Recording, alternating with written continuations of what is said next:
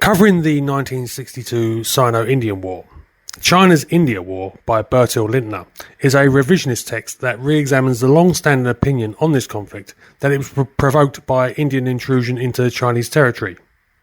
For background, in 1962, and after tensions had been aggravated over several years, the Chinese launched a rapid month-long campaign to drive Indian troops back from the Himalayan frontier. The result was a comprehensive defeat of India's frontier forces, national shame, and a realisation that their military needed massive overhaul. To date, much of the academic opinion on the subject has been formed by Neville Maxwell's book, India's China War, published in 1970. It is, if the title doesn't give that away already, to directly counter some of Maxwell's conclusions that Lintner has written his book. Lintner contends that not only were the Chinese the real aggressors of the conflict, but that they had been preparing meticulously for the war for several years.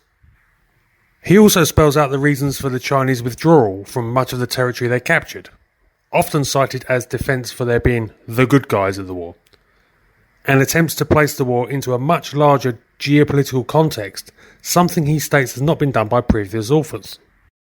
Meticulously covering the creation of the modern border and contested areas, the war itself and the long-term consequences, Bertil Lintner's book is certainly of use to anyone interested in the Sino-Indian War and the country's mutual relationships and histories. But with the current situation, as tensions rise between the two Asian giants, China's India War can probably be expected to be of interest to those watching current events and the broader region to give context and understanding to the present political situation. I hope you enjoyed this video. If you are interested in military history, have a look at the other videos on the channel and at the links in the description. Thanks for watching.